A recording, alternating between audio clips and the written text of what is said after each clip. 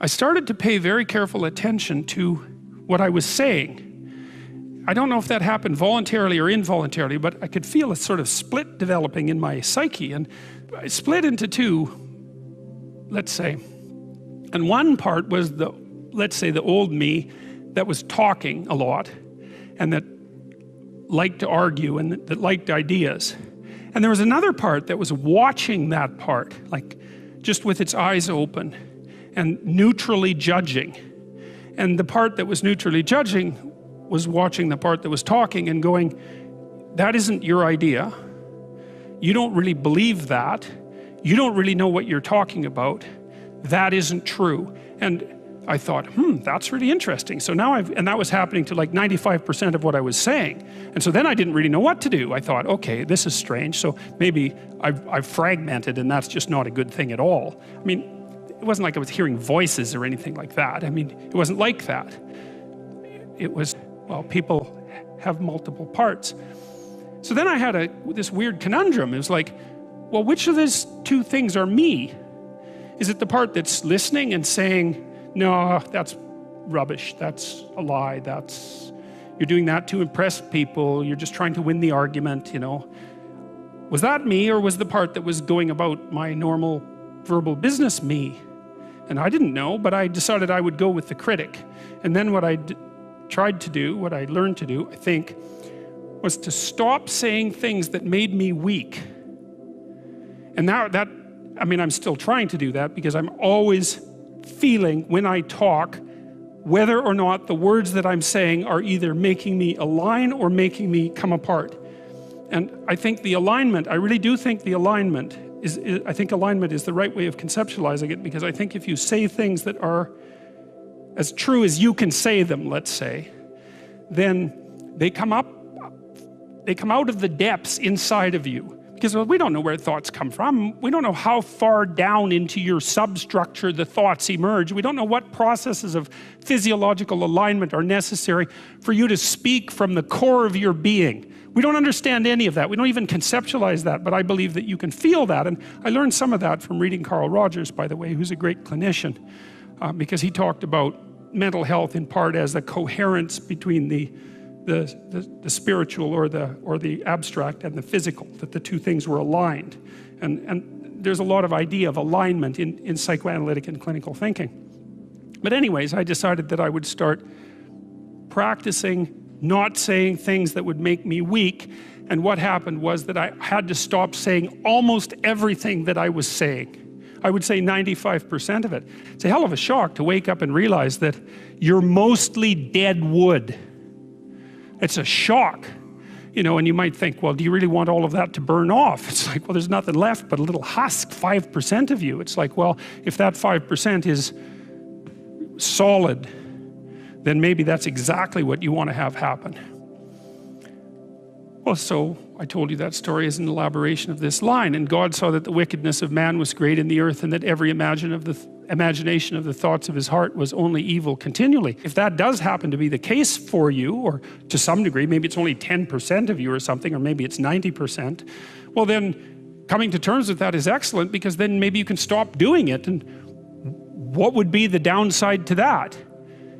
You'd have to give up your resentment, obviously, and your hatred and all of that, and that's really annoying, because those emotions are they're easy to engage in, and they're engaging, and they have this feeling of self-righteousness with them, and that goes along with them. But you're not doing this in order to put yourself down. You're doing this in order to separate the wheat from the chaff, and to leave everything that you don't have to be behind.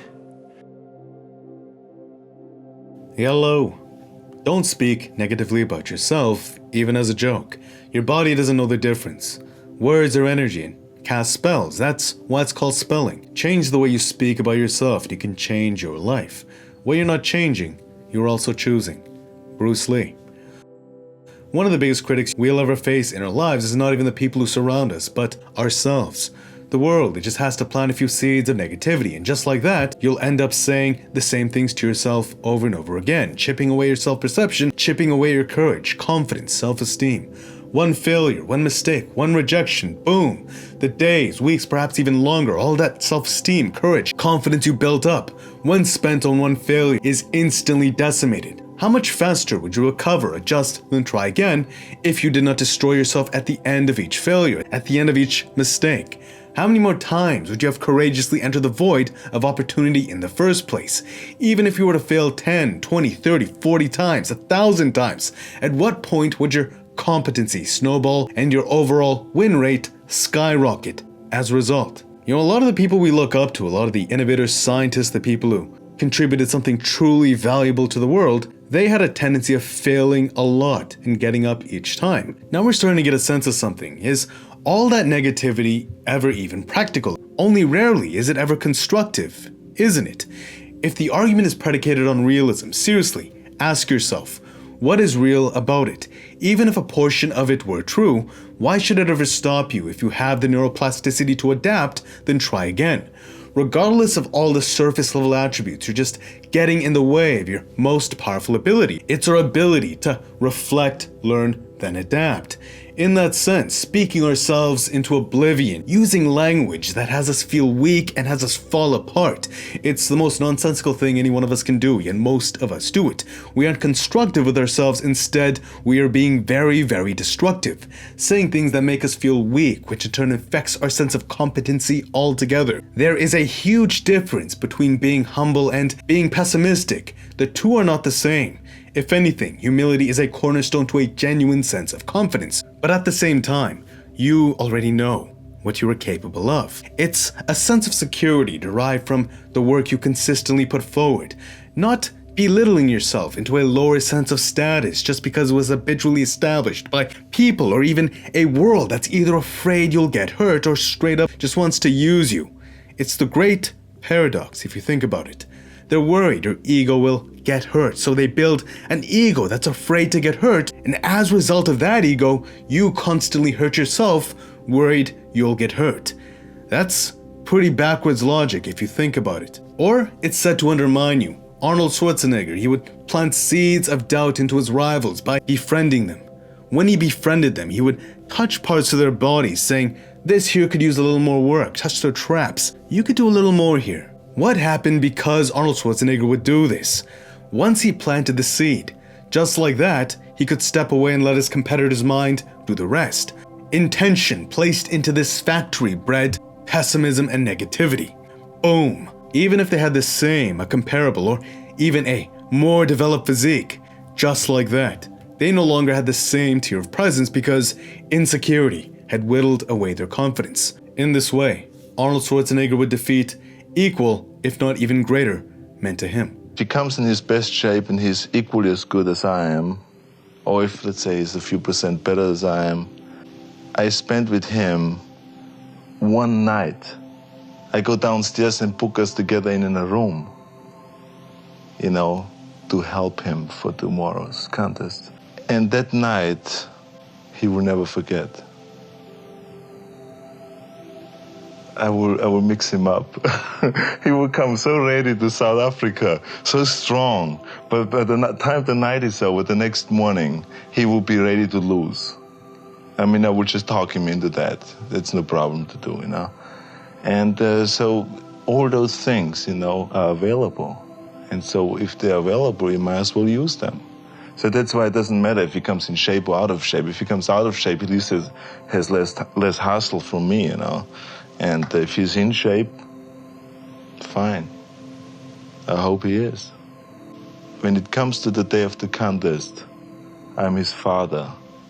He comes to me for advices. So it's not that hard for me to give him the wrong advices. GSP attacked Penn's confidence by getting a man to kiss Penn on the walkout. I did cheat, everybody. I can't handle the pressure anymore. I'm falling apart. I did cheat, but not in a way that people think. If you look at the fight closely in BJ Penn entry to the octagon, when he's walking to the octagon, you can see how I cheat. I hire a man to kiss BJ Penn on the mouth on his way to the octagon. And at that precise moment, BJ Penn lost all his strength and all his focus, and the fight was mine. Psychological warfare. When you understand this, you realize how easy it is to whittle away someone's self-perception down to rubble. In a world that demands competency and fluid intelligence, that one moment where light was robbed, it simultaneously scraped the inches needed for their own win. You cannot be the best fighter on the planet. There will always be one guy that will beat you. And I know some people will say, no, it's not true. But if you've trained with many different training partners, with different people, you'll find out it's true, you know? There's guys that are better than you. Maybe they're not fighting. But if you fight them in the gym, you'll see that they're going to beat you. The best are often not the best. They're just better at communicating with themselves, which in turn salvages the courage and confidence they need to step forward into the abyss. That is the art of the master. One thing every elite will have in common is their ability to change their mental state back to a place of courage, confidence, a place where they feel able. And for most of us, that starts with the language we use, not to delude ourselves, but to honestly only say the things that will make us feel strong. That is a remarkable feat in and of itself. It's perhaps one of the hardest things we can ever achieve, especially if you're intelligent. To the human condition where threats and bad intuitively stand out more so than good, how much good can you actually say? Nonetheless though, by not trying to decorate the burnt piece of wood, but to instead carve out all that is not strong so that you may harness a more reliable and sturdy foundation, if you can achieve this, I promise it will shake up your world. In that sense, you can also see why meditation and presence are so very powerful.